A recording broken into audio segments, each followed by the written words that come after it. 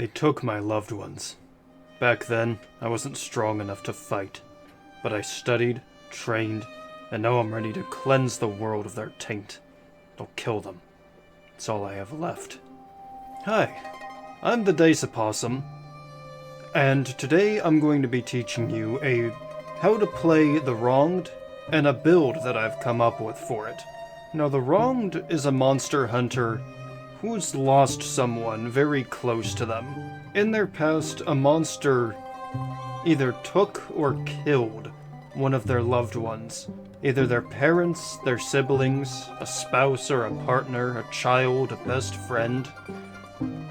When you make a Wronged, you work with your keeper to pick the monster breed. You let the keeper know who it is that you lost, and you decide, why couldn't you save them? Were you at fault? Were you selfish, injured or weak, too slow or scared? Were you in denial?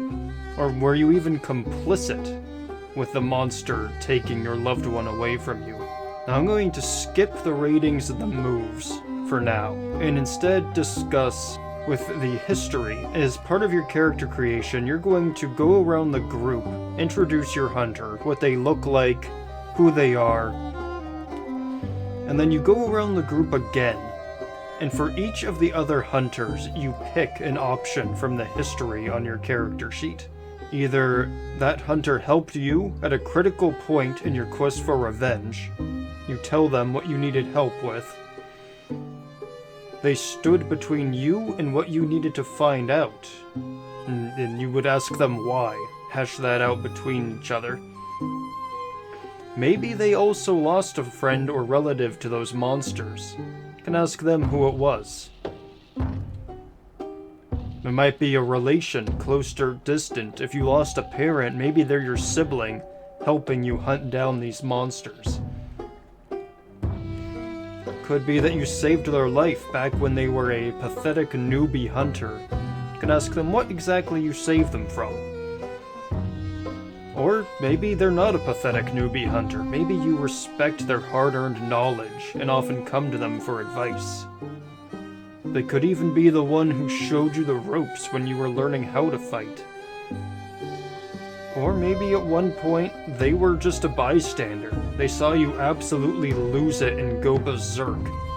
Tell them what the situation was and ask them how much collateral damage you caused. All of these options are to make the group work a little bit better together. Make it more so that you're actually a team rather than a bunch of strangers who have just come together to hunt this random monster. When you're making your hunters, everybody has their own history section, and everyone will pick a separate option for each other. Kind of just gives you a how do we know each other back and forth. The build that I wanted to discuss today for the Wronged is something I have lovingly dubbed, I'm not trapped in here with you. You're trapped in here with me. When you make your character, it gives you several options for bonuses for the ratings that you will be using to roll all of your moves. For this particular build, you're going to go the rating line that gives you a +2 to tough and a +2 to weird. It also gives you a -1 in charm and cool and just a flat 0 in sharp. But those aren't your job. Every time you make a Wronged, you're going to start with the move, I know my prey. You get a +1 ongoing bonus when knowingly investigating, pursuing, or fighting the breed of monster that caused your loss. So any of those kick some ass, protect someone, investigate a mystery rolls, if it's for the monster that caused your loss, you get a +1 to all of those. And at level 1, you're going to be able to take 2 more moves from your list. For this build, you're going to take Berserk. No matter how much harm you take, you can always keep going until the current fight is over. During a fight, the Keeper may not use harm moves on you, and you cannot die. When the fight ends, all harm takes effect as normal, and you will take Tools Matter. With your signature weapon is a piece of gear that you choose when you make your character. You'll pick a weapon, and if you decide to roll with a signature weapon, that's the kind of weapon like a mallet and stake for vampires, or holy water for a ghost, or silver bullets or a silver sword for werewolves. Anything that'll specifically harm a specific kind of monster. Against that monster, it'll do 4 harm. Against anything else, it just does 1. But with Tools Matter, you get a +1 bonus to kick some ass when you're using that weapon. So if you're using that weapon and you're hunting something that caused your loss, you get just right off the bat, you get a +2 bonus to kick some ass on that monster. Plus you're 2 in tough. So no matter what you roll, you're gonna have a +4 bonus. So you're gonna do pretty well with kicking some ass. When you level up, you have various options that different playbooks give you. You can increase a stat, you can take another move from your playbook, you can take another move from another hunter's playbook. And that's what we're going to do with this build. When you hit level 2, you're going to take a move from another hunter's playbook. You may be tempted to buff up a stat, but trust me, the earlier you pick this move, the longer you get to enjoy the crazy antics of this build. From the Chosen, you're going to take I'm Here for a Reason. There's something you are destined to do. Work out the details with the Keeper based on your fate. You cannot die until it comes to pass. If you die in play, which is if you take 7 or more harm, then you must spend a luck point. You will then somehow recover or be returned to life. Once your task is done, or you use up all of your luck, all bets are off. And every hunter is only going to start with 7 luck points. So with Berserk, you can keep fighting the monster or monsters for as long as it takes. The Keeper can't actively apply harm to you, but they still keep track of how much harm you would be taking. And then once the fight is over, either you run away or drive the monsters off or kill them, then they apply it to you. You could take 30 harm and be perfectly fine until the fight ends. By taking I'm Here for a Reason, it lets you live after taking that 30 harm. As long as you have 1 luck point, with these 2 moves combined, you literally cannot die. Now, you may be asking yourself, doesn't I'm Here for a Reason do this by itself? It says you can't, when you use a luck point, you're returned to life. Yes, but it restricts you to that 7 harm cap before you would die. Just that move by itself could cause you to burn through all your luck points really quickly. Say you're sitting at 4 or 5 harm, and the Keeper keeps hitting you with 2, 3 harm moves. Every time you would hit 7 harm, you would die. And you would have to burn that luck point just to stay alive. But with Berserk included, you don't have a harm cap. Not till the fight's over anyway. You can use 1 luck point to survive taking 21 harm instead of 3 or more luck points. You're essentially immortal, as long as you have a luck point. At level 3, I would recommend taking the option from your playbook, and I would select Never Again. In combat, you may choose to protect someone without rolling, as if you had rolled a 10 or more, but you may not choose to suffer little harm. Now, protect someone, it uses tough, yes. You want that 10 plus. You want to take the harm for your allies, and sometimes rolling, you can't always guarantee that. Because it's your job to be in the way as much as possible and keep your fellow hunters from taking harm. Can't select to suffer little harm? You don't care. You're Berserk. Harm means nothing to you. You relish in the fight. Now maybe the monster might see that you're not dying or even being hurt, and it decides to charge at your friends. That's where you're going to change out your use magic weird move for no limits. You grapple that bitch and you drag it back to you. You make it pay attention to you. No limits lets you ignore the physical limitations of your body for a split moment. If you roll a 10 or more on your weird check, then you can just grab that monster that's charging your friends and say, no, you're staying with me. At level 4, I would take the +1 to tough, just because you're gonna be rolling a lot of kick some ass. You are the wall against which monsters break. You want to be the one in the middle of the fight, every single fight. So kick some ass is probably going to be the role you make the most. And that once you hit level 5, it's kind of a toss-up. You can either choose a roleplay element and go with another one of your hunter moves from your book, or you can select a move from another playbook. If you pick your hunter move, I would go with Fervor.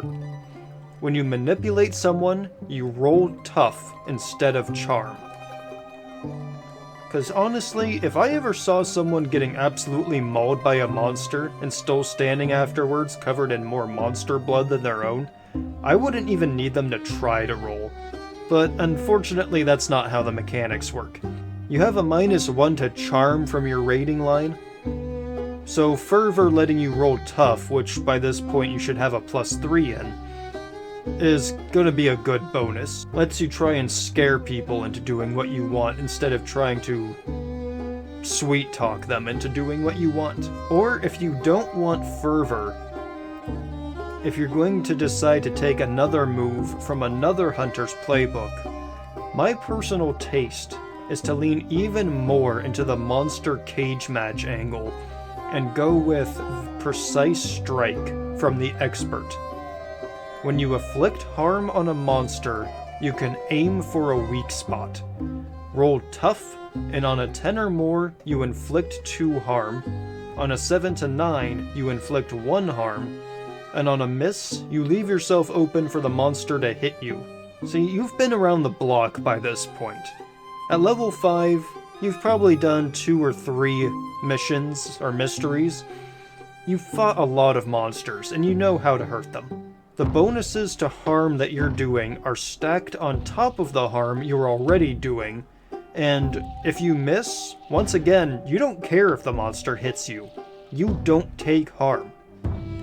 The miss might as well not even exist. This move, you either get a bonus, or you just do your regular amount of harm. Then once you hit level 6, you qualify for advanced leveling, which lets you advance some moves past the cap, or you can retire your hunter. You can make a second hunter to play at the same time, which, as a keeper, I don't really like that option unless they're a very experienced player. I would warn new players away from doing that. And retiring a new hunter, or retiring your hunter, if you want to play something else, the keeper really shouldn't require you to hit level 6 to trade your hunter out.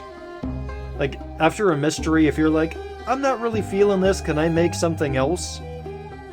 The keeper should just let you make a new character with like the average level of whatever the rest of the group is. Especially if you're doing a longer campaign or not doing one-shots. Say you get to level 3, and you're not really feeling your hunter, you don't really like the build you're going with. If a good keeper would say, okay, what do you want to play instead? And then help you build up that character to level 3. What I would select for your first advanced level at level 6 is I would choose to advance 2 of the basic moves. With this build, you really only need to do this once. It lets you do it a couple times, but you only need to pick it once. You don't roll for Protect Someone, so you're not advancing that. You're not going to be rolling 12 or more for Act Under Pressure, Help Out, Investigate a Mystery, or Read a Bad Situation, because those are going to be using Cool and Sharp, which you have a -1 and a 0 in. So you're left with Kick Some Ass as an obvious selection, and then your choice between Manipulate Someone, since you use Tough for that, or No Limits. Now the reason you're going to take Kick Some Ass as an advanced move right off the bat is because when you advance it, if you roll a 12 or more, which again, by this point you have a +3 from your Tough, you have a +1 if you're using your tools of the trade, and you have a +1 if you're hunting the type of monster that caused your loss. Because again, it doesn't have to be the specific monster that caused your loss, it has to be the type of monster that caused your loss. If a vampire killed your brother, you get that +1 ongoing to hunt all vampires. So you have a +5 on top of your 2d6 by this point for Kick Some Ass. You devastate and overawe your enemy. You inflict and suffer harm, which you don't, as normal, and pick one of these enhanced effects. You completely hold the advantage, which gives all hunters involved in the fight a +1 forward. You suffer no harm at all. Your attack inflicts double the normal harm, or your attack drives the enemy away in a rout. Now, when you roll this, you don't need to select to suffer no harm at all, because you don't take any. And you don't want the monster to run away, you want it to stay with you until it's dealt with. But giving your friends a +1 bonus to their next roll is always nice. And because your Precise Strike is additional harm on top of your Kick Some Ass roll, that also applies to doubling the damage. With this build, at level 6, you have enormous one-shot potential. You could roll to Kick Some Ass, you roll a 12 or more, with your Tool of the Trade weapon, which is going to do 4 harm if it's the monster that it specifically targets. Say, you stab a werewolf with a silver sword. You do 4 harm. Then you roll Precise Strike, and you get a 10, making it 6 harm. You are going to do, if you select to double your damage, 12 harm to a monster. Now, most monsters that you're going to face, minions, that'll just kill it. If it's the big monster, their harm is usually capped around 14, unless the keeper puts it a little bit higher. If they have armor, it'll be 1 to 2, just because most people, their weapons will only do 1 to 2, or 3. So putting it higher than 2 kind of locks a lot of the other hunters out of doing any damage. So after its armor, say it has 2, with your 1 Kick Some Ass, you just did 10 harm to that monster. You didn't take anything, because you're berserk. You don't take harm until after the fight's over. For your second option, if you want to manipulate someone, if you want to advance manipulate someone, on a 12 or more, you absolutely convince them. They do what you want right now. For a hunter, they must act under pressure to resist your request. If they do what you ask, they mark 1 experience, and they get a +1 ongoing bonus while doing what you asked. For a bystander, not only do they do what you want right now, they also become your ally. You pick a type for them as if you'd taken the Gain an Ally improvement. So with Gain an Ally, you get either a single ally or a friendly team of people to help you out. You might already know them, or they might be new to the story. They're defined the same way, even though an ally is an individual and a team is several people, which, with advancing manipulate someone, you just get the single person.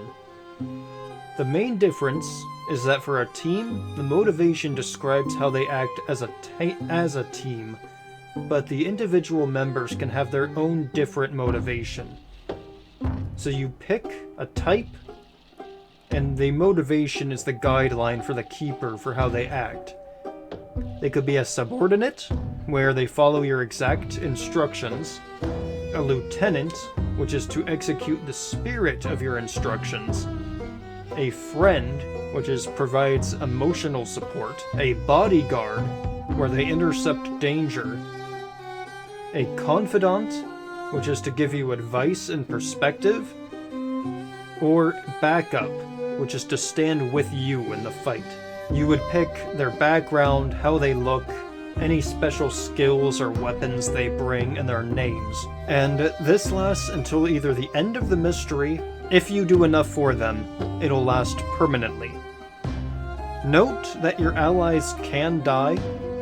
If they discover you've manipulated them into acting against their best interests, they could become angry and become a threat to you.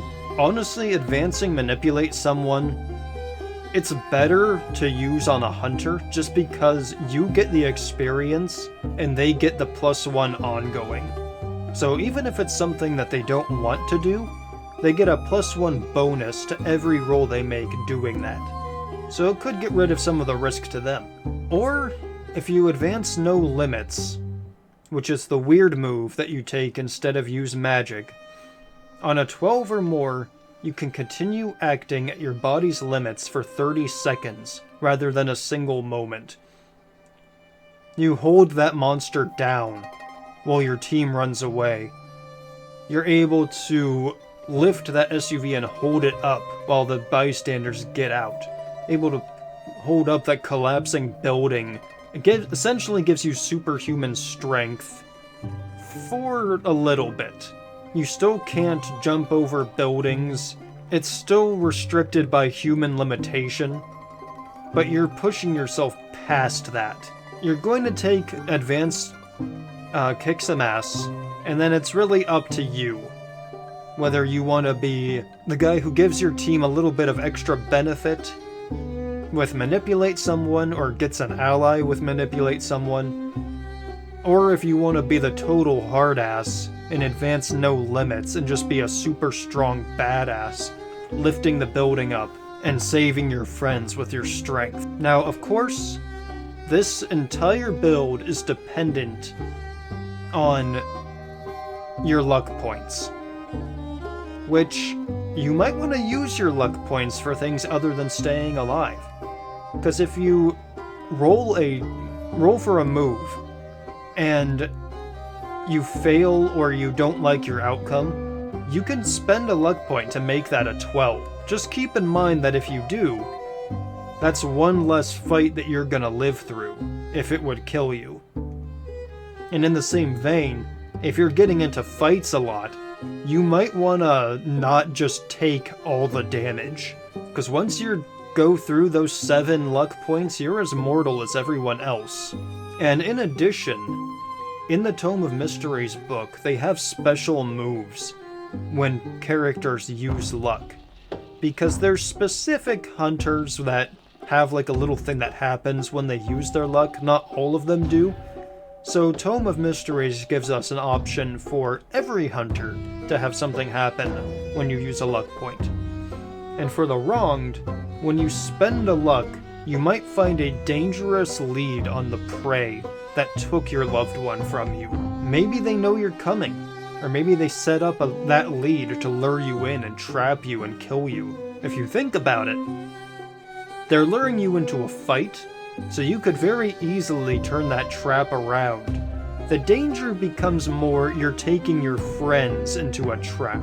As far as your allies with this build, you're gonna want someone who's good at sharp. You want people who are good with investigating the mystery and reading a bad situation, since, I mean, you're okay at it. You have a +0 to the skill, so you're not bad, but you could be better. You're going to want maybe someone to help you fight, someone for you to protect, and someone that helps you out. So somebody who has like a combination of tough and cool. And if you have someone that has a good weird stat that actually uses magic instead of swapping it out for another weird move, characters can use magic to bar entrances and like doorways and windows for monsters.